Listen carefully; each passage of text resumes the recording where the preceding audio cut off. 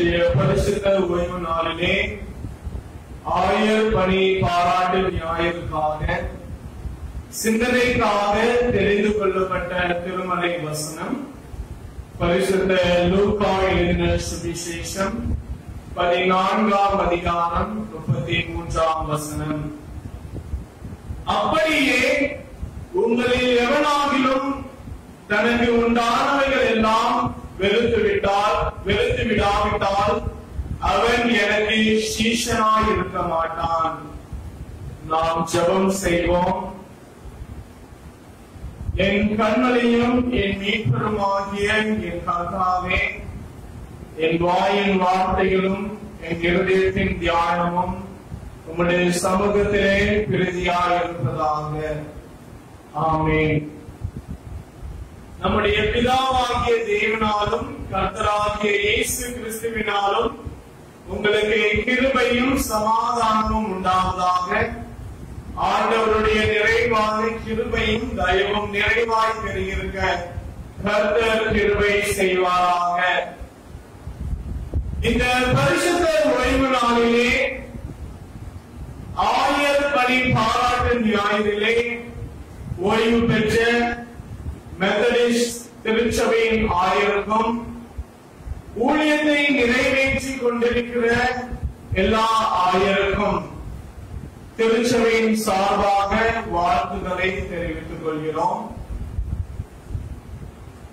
குறிப்பாக இந்த ஆராதனைக்கும் இந்த ஆராதனையை காணொலி மூலமாக பார்த்து கொண்டிருக்கிற திருச்சபை அங்கத்தினர்களுக்கும் மீண்டுமாக எங்களது மனமார்ந்த வாழ்த்துக்களை தெரிவித்துக் கொள்கிறோம்.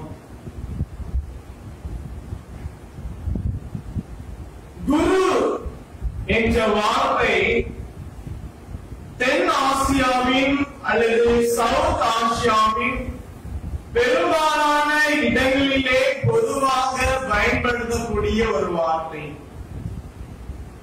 இந்து பாரம்பரியத்திலே அதிகமாக பயன்படுத்துவார்கள் அல்லது இந்திய பாரம்பரியத்திலே அதிகமாக பயன்படுத்துவார்கள். அந்த வார்த்தை குரு என்கிறதான வார்த்தை ஆசிரியர்களை அல்லது ஆன்மீக தலைவர்களை குறிக்கிறது. The word guru is commonly referring to teachers or spiritual leaders.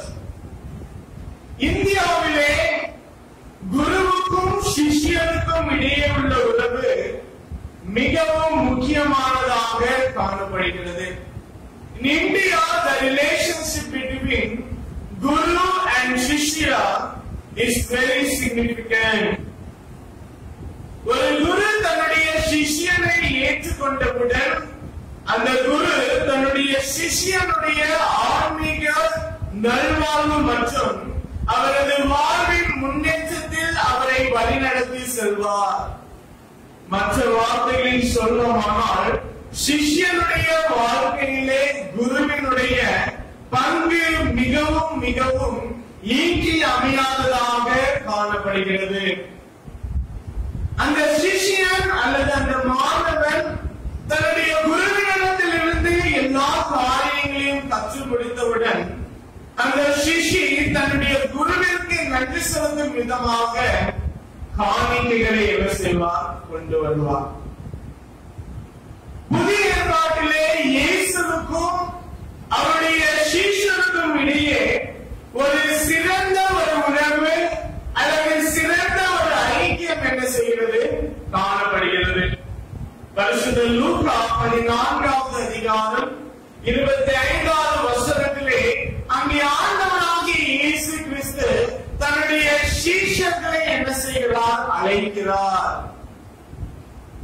புதிய ஏற்பாட்டிலே சீஷன் என்பவர் ஒரு மாணவர்.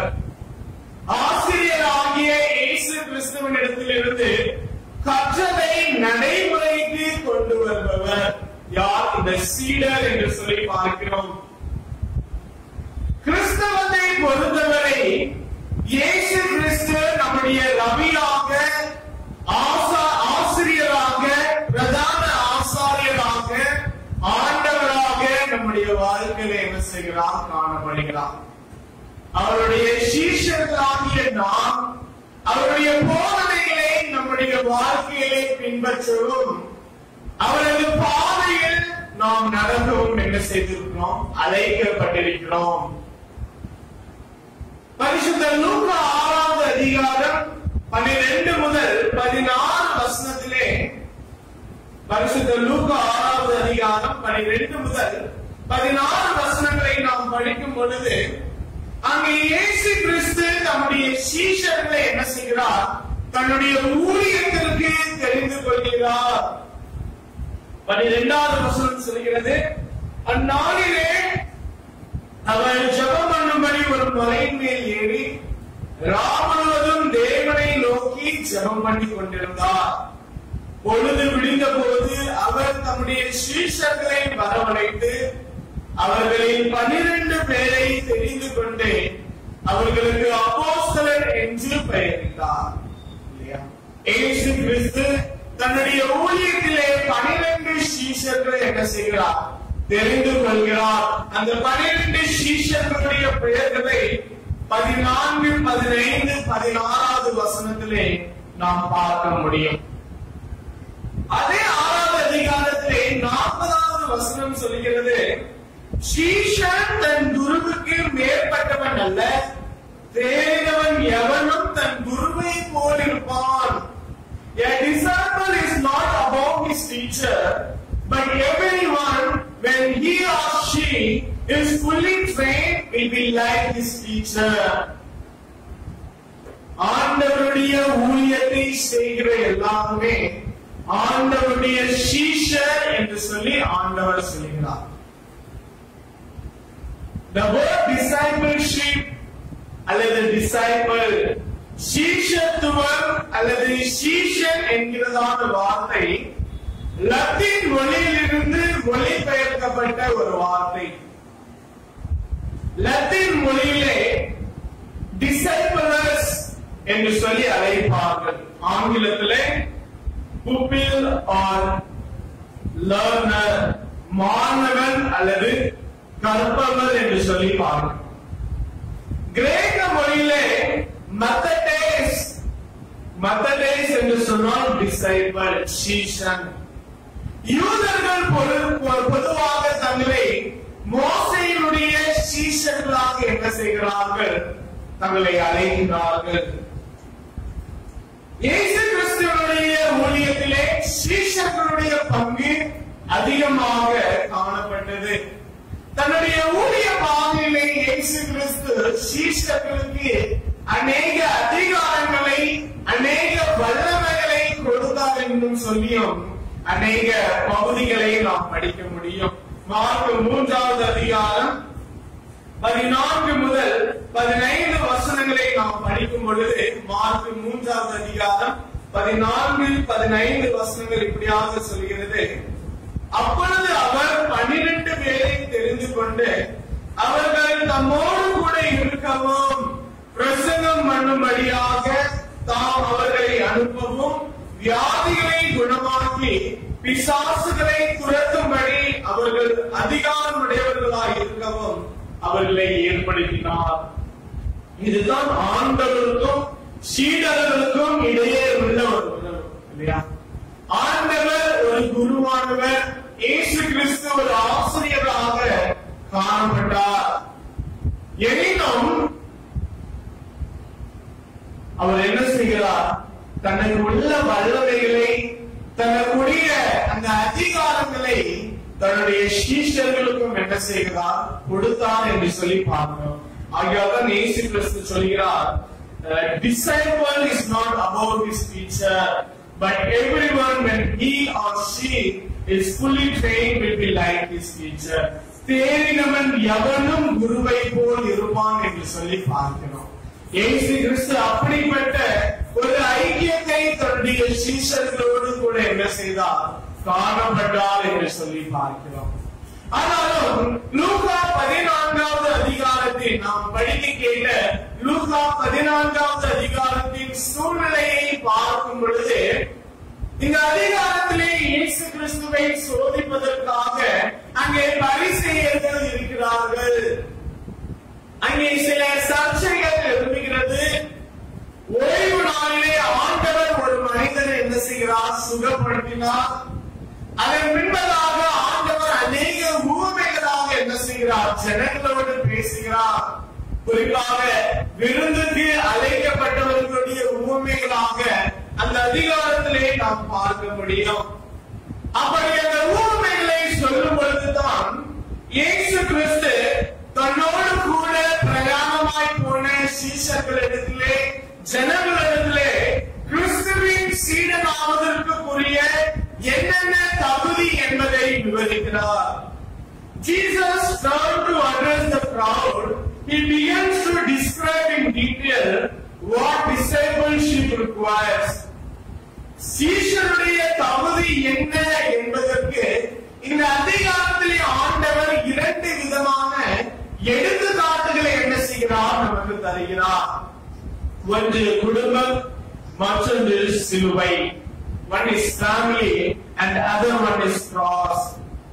அதன் பின்பதாக சில உவமைகளை கூறி இந்த அதிகாரத்தை முடிக்கிறார். எனினும் இந்த பரிசுத்த ஓய்வு நாளிலே இந்த அதிகாரத்தை அடிப்படையாக வைத்துக் கொண்டு கிறிஸ்துவின் சீடனாவதற்குரிய 3 தகுதிகளை கூற விரும்புகிறேன். ஆகையால் இந்த நாளிலே என்னுடைய செய்தியின் தலைப்பு The Journey of Costly Disciple. விலையுயர்ந்த சீஷத்துவத்தின் பயணம். The Journey of Costly Discipleship. விலையுயர்ந்த சீஷத்துவத்தின் பயணம். கிறிஸ்துவின் சீடராக மாறுவதற்கு விலையுயர்ந்த சீஷத்துவத்தின் பயணம் எப்படிப்பட்ட பயணம் என்பதை இந்த பரிசுத்த ஓய்வு நாளிலே நாம் தியானிக்க இருக்கிறோம். முதல் கிறிஸ்துவின் சீடனாவதற்குரிய முதல் தகுதி அல்லது கிறிஸ்துவின் வேண்டுகோள் என்ன? நாம் ஆண்டவரை மிகவும் நேசிக்க வேண்டும். The demand of loving the Lord. நாம் ஆண்டவரை அதிகமாக நேசிக்க வேண்டும். லூக்கா 14வது அதிகாரம் 26வது வசனம் சொல்கிறது, யாவொருவன் என்னிடத்தில் வந்து தன் தகப்பனையும் தாயையும் மனைவியையும் பிள்ளைகளையும் சகோதரரையும் சகோதரிகளையும் தன் ஜீவனையும் வெறுக்காவிட்டால் எனக்கு சீஷனாய் இருக்க மாட்டான். Here Jesus is telling, whoever comes to me and does not hate his own family cannot be my disciples. இது ஒரு கடினமான ஒரு வார்த்தை இல்லையா? ஆண்டவராகிய இயேசு கிறிஸ்து என்ன சொல்கிறார்? உன்னுடைய குடும்பத்தை வெறுக்காவிட்டால் நீங்கள் எனக்கு சீஷராய் இருக்க மாட்டீர்கள். யோசியுங்கள், ஆண்டவர் எதற்காக இப்படிப்பட்ட ஒரு கடினமான ஒரு வார்த்தையை சொல்கிறார்? நம்ம நினைக்கலாம், இந்த உலகத்திலே நமக்கு ஒரே ஒரு வாழ்க்கை தானே, அந்த ஒரு வாழ்க்கையிலே நம்முடைய குடும்பம் மாத்திரம்தான் நமக்கு இருக்கிறது. இந்த குடும்பத்தை கூட ஆண்டவர் தான் என்ன செய்கிறார்? நமக்காக ஏற்படுத்தி இருக்கிறார். எனக்கு கொடுத்த பிள்ளைகள் கூட ஆண்டவர் கொடுத்த பிள்ளை தானே. எனினும் ஆண்டவர் என்ன சொல்கிறார்? நம்முடைய குடும்பத்தை, நம்முடைய பிள்ளையை, நம்முடைய மனைவியை, சகோதரரை, சகோதரியை வெறுக்க வேண்டும் என்று சொல்கிறாரே. எதற்காக சொல்கிறார் என்று சொல்லி பார்க்கும் பொழுது, இந்த வசனத்தின் அடிப்படையிலே இங்கே இயேசு கிறிஸ்து முற்றிலுமாக நம்முடைய குடும்பத்தை வெறுத்து விட வேண்டும் என்று சொல்லி சொல்லவில்லை. காரணம், கிரேக்க மொழியிலே மெசியோ அப்படி என்றால் வெறுப்பு என்று சொல்லி அர்த்தம். அதன் உண்மையான பொருள் என்னவென்றால் லவ்லெஸ், குறைவாக நேசிப்பது. இங்கே வெறுத்து விடுவது என்ற வார்த்தையின் உண்மையான அர்த்தம் குறைவாக என்ன செய்ய வேண்டும்? நேசிக்க வேண்டும். அப்படி என்றால் நம்முடைய குடும்பத்தை காட்டிலும் ஆண்டவரை அதிகமாக நேசிக்க வேண்டும் என்று சொல்லி ஆண்டவர் நம்மிடத்தில் என்ன செய்கிறார்? விரும்புகிறார். Here Jesus demands from us or Jesus wants us to love him more than our family members. நம்முடைய குடும்பத்தை காட்டிலும் நாம் ஆண்டவரை கிறிஸ்துவை அதிகமாக நேசிக்க வேண்டும் என்று சொல்லி ஆண்டவர் நமக்கு என்ன செய்கிறார்? கற்று தருகிறார். ஆகையால் தான் பவுல் சொல்கிறார் ரோமரிலே, நீங்கள் சிருஷ்டிகளை தொழுவாமல் சிருஷ்டியை என்ன செய்து கொண்டிருக்கிறீர்கள்? தொழுது கொண்டிருக்கிறீர்கள். நாம் அநேக நேரங்களிலே ஆண்டவரை காட்டிலும் இந்த உலக பிரகாரமான அல்லது நம்முடைய குடும்பத்திற்கு நம்முடைய வேலைக்கு முக்கியத்துவம் கொடுக்கிறவர்களாக என்ன செய்வோம்? காணப்படுவோம். நான் ஆண்டவருடைய உண்மையான ஒரு சீடனாக மாறுவதற்கு ஆண்டவர் எதிர்பார்க்கிற அந்த அன்பு மிகவும் ஆழமானது, வலிமையானது. நம்முடைய கிறிஸ்துவ ஜீவனிலே, கிறிஸ்துவ வாழ்க்கையிலே முதல் இடத்தை கிறிஸ்துவுக்கு என்ன செய்ய வேண்டும்? கொடுக்க வேண்டும். இரண்டாம் இடத்தை குடும்பத்திற்கு என்ன செய்ய வேண்டும்? கொடுக்க வேண்டும். இல்லையா? வெறுத்து விடு என்று சொல்லும் பொழுது ஆண்டவர் என்ன செய்ய சொல்லல, உங்களுடைய குடும்பத்தை அப்படியே வெறுக்க சொல்லல. இல்லையா?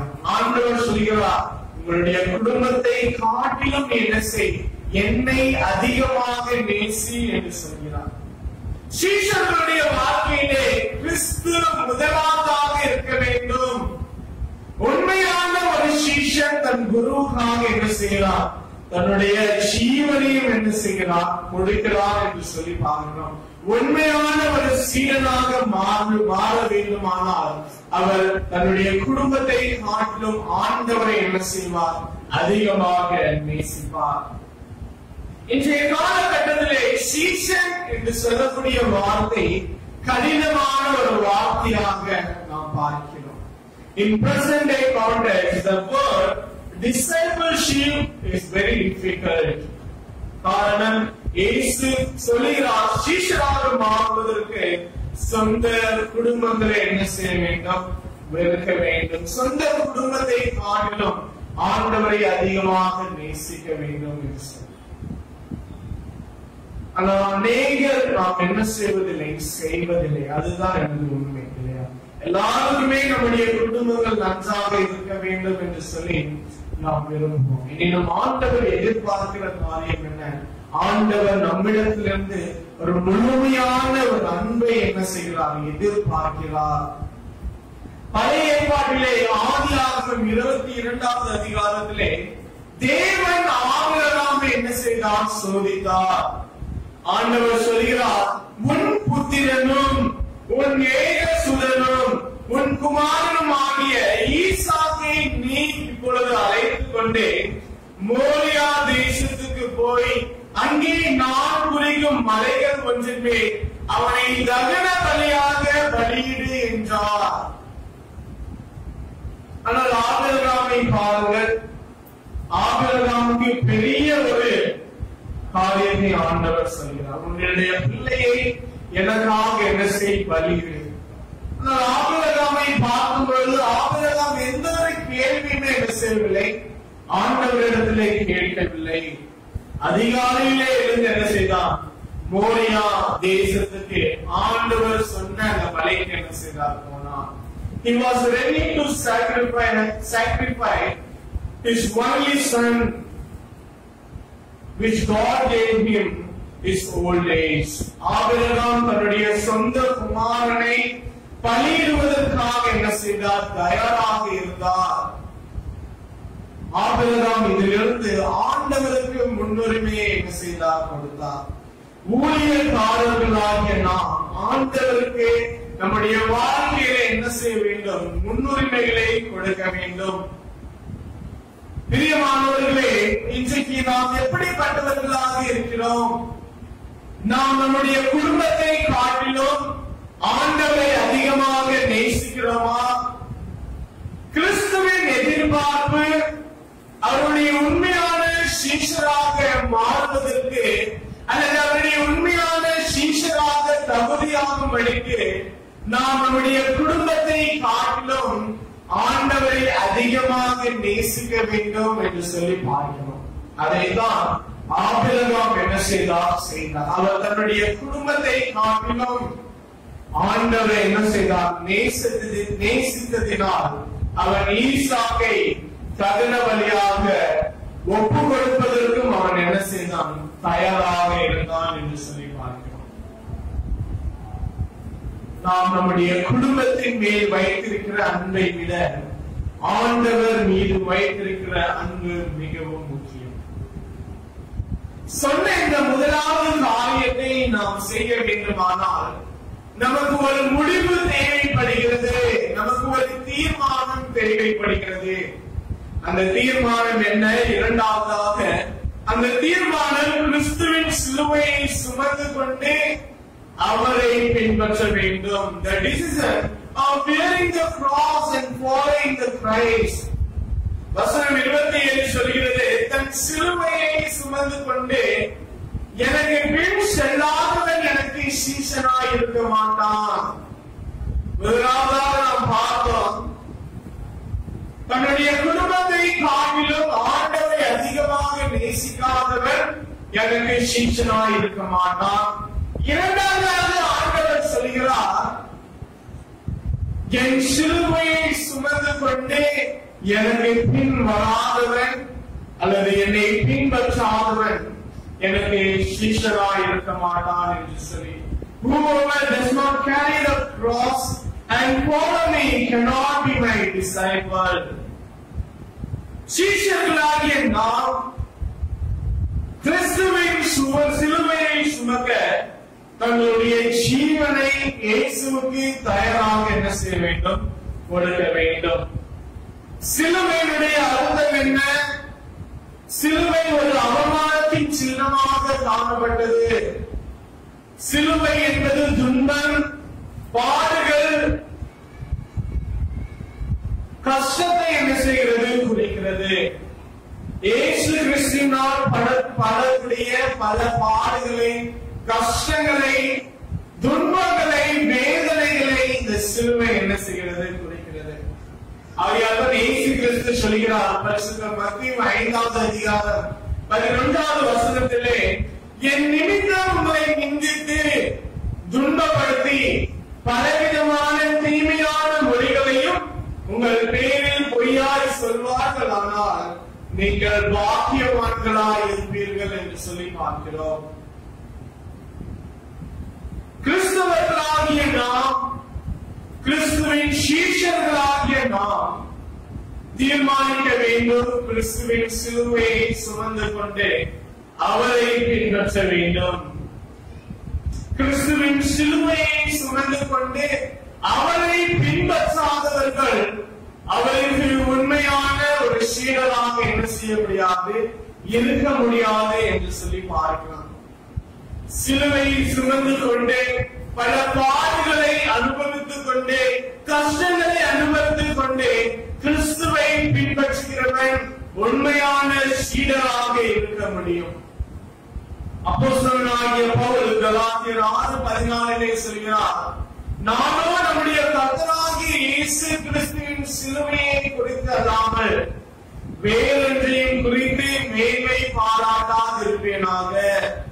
அவரால் உலகம் எனக்கு சிலுவையில் அடைந்திருக்கிறது, நானும் உலகத்திற்கு எப்படி இருக்கிறேன்? சிலுவையில் அடைந்திருக்கிறேன் என்று சொல்லி பார்க்கிறோம்.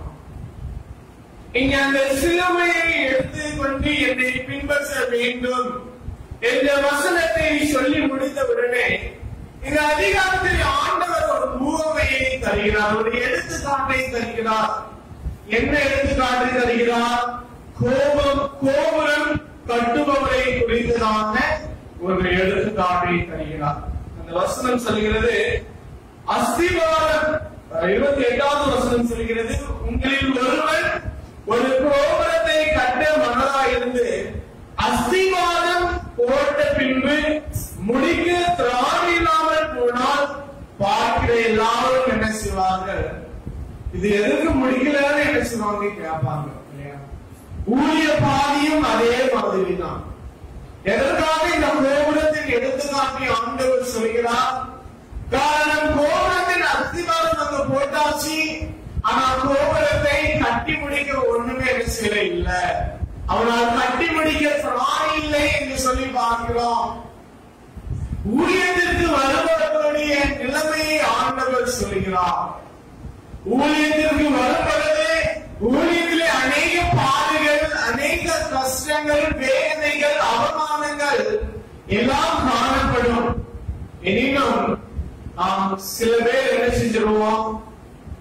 அதை விட்டு விலகி விடுவோம் இல்லையா? அதை விட்டு விலகி விடுவோம்.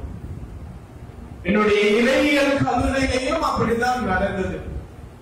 சில பேர் என்ன செய்வாங்க? வருவாங்க, ஆனா கொஞ்ச நாளுக்குள்ள என்ன செஞ்சிருவாங்க?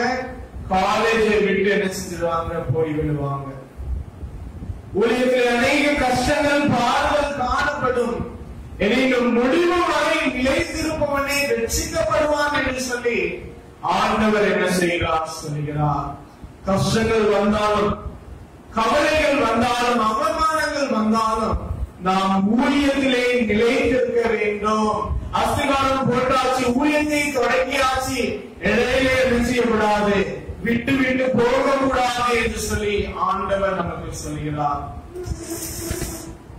அப்போ அப்போஸ்தலர் 7வது அதிகாரத்திலே 54 முதல் 60 வசனங்களை நாம் படிக்கும் பொழுது அங்கே கிறிஸ்துவுக்காக முதன்முறையாக ஸ்தேவான் என்ன செய்கிறார்? மரிக்கிறார். ஸ்தேவானை கல்லெறிந்து என்ன செய்தார்கள்? கொன்றார்கள். கிறிஸ்துவை மறுதலிக்காமல் ஸ்தேவான் என்ன செய்தான்? கிறிஸ்துவுக்காக தன்னுடைய ஜீவனையும் என்ன செய்தான்? கொடுத்தான் என்று சொல்லி பார்க்கிறோம். அப்படிப்பட்ட ஒரு சிலுவையை எடுத்துக்கொண்டு பின்பற்றத்தான் ஆண்டவர் என்ன செய்கிறார்? இந்த நாளிலே நம்மையும் என்ன செய்கிறார்? அழைத்திருக்கிறார். நம்ம எல்லாருக்கும் ஒரு பாடல் தெரியும் இல்லையா? இயேசுவின் பின்னே போக துணிந்தேன். I have decided to follow Christ. இந்த பாடலின் வரிகள் நோக்செங் என்ற மனிதரின் கடைசி வார்த்தை. அந்த மனிதர் மேகாலயா மாநிலத்தை சார்ந்தவர். மேகாலயா மாநிலம் என்பது இந்தியாவில் உள்ளது. அந்த மாநிலத்தை சார்ந்தவர். காரோ பழங்குடியை சார்ந்தவர். இடைப்பட்ட அந்த 19வது நூற்றாண்டிலே அவரும் அவருடைய குடும்பத்தினரும் என்ன செய்தார்கள்? கிறிஸ்துவை பின்பற்ற ஆரம்பித்தார்கள். அவர்கள் கிறிஸ்துவை பின்பற்ற ஆரம்பித்த உடனே அநேக பாடுகளை சந்தித்தார்கள். அந்த ஊர் தலைவர், அந்த கிராமத்தின் தலைவர் கிறிஸ்துவை மறுதலிக்கும் வரையாக அது நம்முடைய நம்பிக்கை இல்லை என்று சொல்லி அநேக காரியங்களை, கிறிஸ்துவை விட்டு பின்பாகும்படியான அநேக காரியங்களை என்ன செய்தார்?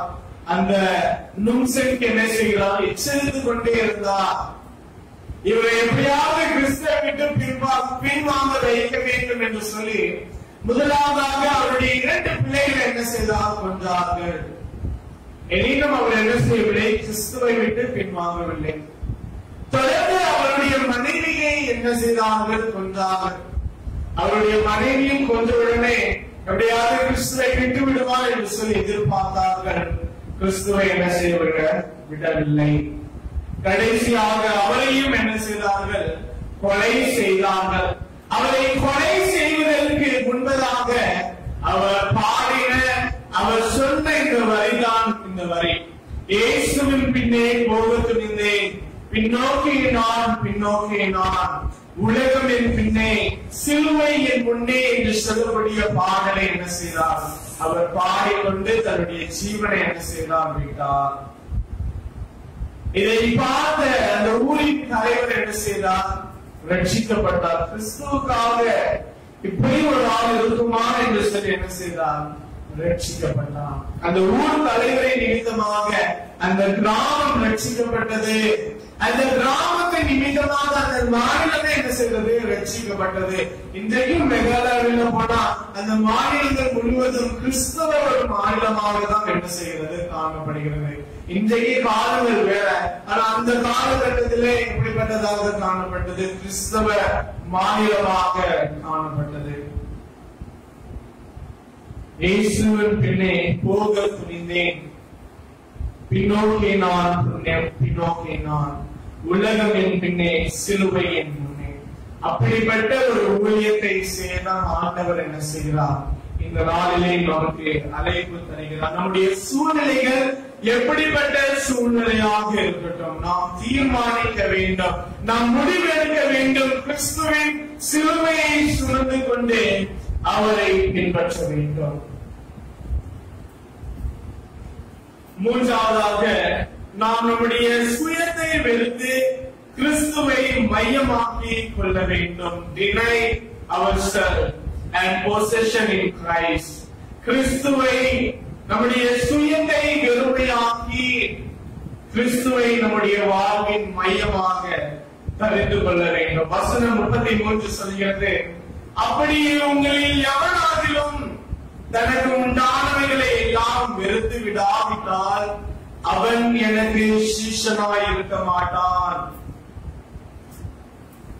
26வது வசனத்தின் கடைசி பாகம் சொல்கிறது, தன் ஜீவனையும் வெறுக்காவிட்டால் எனக்கு சீஷனாய் இருக்க மாட்டான்.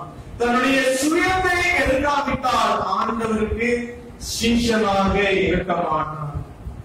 சுய வெறுப்பின் வாழ்க்கை என்பது கிறிஸ்துவை நம்முடைய வாழ்வின் மையத்திலே நிறுத்துவதாகும். A life of self-denial involves putting Christ in the center of our life. அப்போஸ்தலனாகிய பவுல் கலாத்தியர் 2வது அதிகாரம் 20வது வசனத்திலே சொல்கிறார், கிறிஸ்துவுடனே கூட சிலுவையில் அறையப்பட்டேன், ஆயினும் பிழைத்திருக்கிறேன். இனி நான் அல்ல, கிறிஸ்துவே எனக்குள் பிழைத்திருக்கிறார். நான் இப்பொழுது மாம்சத்தில் பிழைத்திருக்கிறதோ, என்னை அன்பு கூர்ந்து எனக்காக தம்மை தாமே ஒப்புக் கொடுத்த தேவனுடைய குமாரனை பற்றி விசுவாசத்திலே பிழைத்திருக்கிறேன் என்று சொல்கிறார். கிறிஸ்துவுடனே கூட சிலுவையில் அறையப்பட்டேன் என்று சொல்கிறார். கிறிஸ்துவை தன்னுடைய வாழ்க்கையிலே மையமாக்கி கொண்டேன் என்று சொல்லி அப்போஸ்தலனாகிய பவுல் சொல்கிறார். இந்த வசனத்தில் இருந்து ஆண்டவருடைய சீஷர்களாகிய நாம், அவருடைய ஊழியக்காரர்களாகிய நாம், அவருடைய பிள்ளைகளாகிய நாம், இது திருச்சபைக்கும் பொருந்தும், கிறிஸ்துவுக்குள் இருக்க வேண்டும் என்று சொல்லி கற்றுத் தருகிறார். மற்ற வார்த்தைகளில் சொல்லுவோமானால் நம்முடைய நினைவுகள், நம்முடைய சிந்தனைகள், நம்முடைய யோசனைகள், நம்முடைய வாழ்வின் நடைமுறை நம்முடைய சுயத்தை அல்ல, மாறாக கிறிஸ்துவை மையமாக கொண்டு வாழ்ந்திருக்க வேண்டும். As a Christian believers, as a Christian leader, our thinking and the way of life must be centered on Christ rather than ourselves.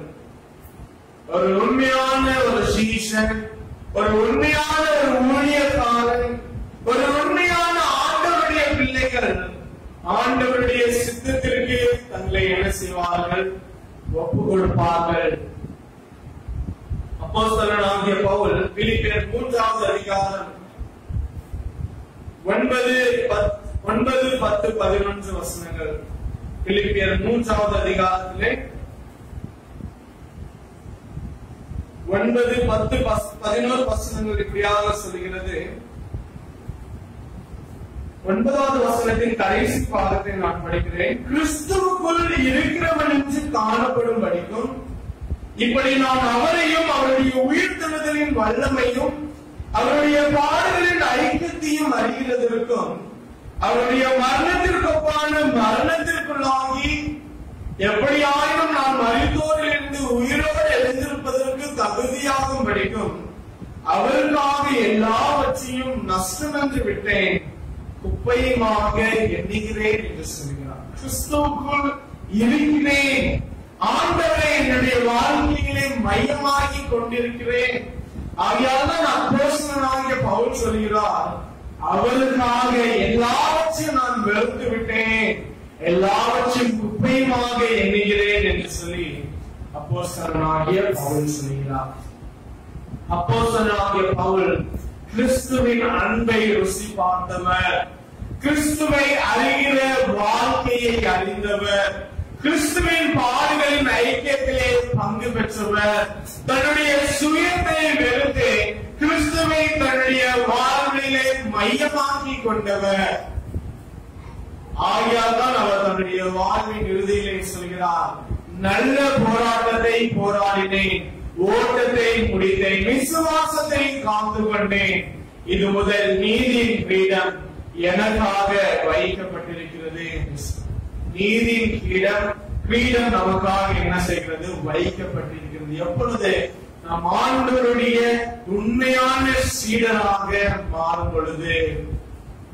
கிறிஸ்துவுக்குள் பிரியமானவர்களே, கிறிஸ்துவின் சீஷராக மாறுவது ஒரு சாதாரணமான ஒரு பயணம் அல்ல. அந்த பயணம் மிகவும் விலை உயர்ந்தது, மதிப்பு நிறைந்த ஒரு பயணம் என்று சொல்லி பார்த்தோம். இந்த உண்மையான சீடனாக மாறுவதற்கு கிறிஸ்து நம்மிடத்திலே இருந்து எதிர்பார்க்கிற 3 தகுதிகள். முதலாவதாக நாம் ஆண்டவரை, நம்முடைய குடும்பத்தினரை காட்டிலும் ஆண்டவரை அதிகமாக நேசிக்க வேண்டும். இரண்டாவதாக கிறிஸ்துவின் சிலுவையை எடுத்துக்கொண்டு கிறிஸ்துவை பின்பற்ற வேண்டும். மூன்றாவதாக நாம் நம்முடைய சுயத்தை வெறுத்து கிறிஸ்துவை நம்முடைய வாழ்க்கையிலே மையமாக்கிக் கொள்ள வேண்டும். அப்படி கொள்ளும் பொழுது பவுல் சொல்கிறார், நீதி கிரீடம் என்ன செய்கிறது? எனக்காக வைக்கப்பட்டிருக்கிறது. காரணம், நீதிமான்களை ஆண்டவர் ஒருவரும் கைவிட மாட்டார் என்று சொல்லி பார்க்கிறோம். அப்படிப்பட்ட நீதியின் கிரீடத்தை, அப்படிப்பட்ட நித்திய ராஜ்யத்தை சுதந்திரிக்க ஆண்டவர் இன்று நமக்கும் திருச்சபை மக்களாகிய உங்களுக்கும் அழைப்பு தருகிறார். தேவன் தாமே இந்த வார்த்தைகளை ஆசீர்வதிப்பாராக. நாம் ஜெபம் செய்வோம். எங்களை அதிகமாக நேசித்து வழிநடத்துகிற எங்கள் ஜீவனுள்ள நல்ல பிதாவே, ஆசீர்வாதமான இந்த நல்ல நாளுக்காக நாங்கள் மீண்டுமாக உம்மை துதிக்கிறோம், உம்மை ஸ்தோத்திரிக்கிறோம். ஆண்டவரே, இந்த ஆயர் பணி பாராட்டு ஞாயிறிலே உம்முடைய சமூகத்திலே ஒரு சீஷன் எப்படி இருக்க வேண்டும், சீஷனாவதற்குரிய 3 தகுதிகளை நாங்கள் தியானித்தோம். ஆண்டவரே, எங்களுடைய குடும்பத்தை காட்டிலும் உம்மை நேசிக்க வேண்டும், சிலுவையை சுமந்து கொண்டு உம்மை பின்பற்ற வேண்டும், எங்களுடைய சுயத்தை வெறுத்து உம்மை எங்களுடைய வாழ்வின் மையமாக்கி கொள்ள வேண்டும் என்ற 3 தலைப்பிலிருந்து ஆண்டவர் இன்றைக்கு எங்களோடு கூட பேசினேன். அதற்காக உமக்கு நன்றி செலுத்துகிறோம். கேட்ட வார்த்தையை கேட்கிறவர்களாக மாத்திரமல்ல, அதை எங்களுடைய வாழ்க்கையை அபியாசப்படுத்திக் கொள்ள ஆண்டவர் எங்களுக்கு கிருபை தாங்க. அருமை இரட்சகர் இயேசுவின் மூலம் ஜெபம் கேளும் எங்கள் ஜீவனுள்ள நல்ல பிதாவே.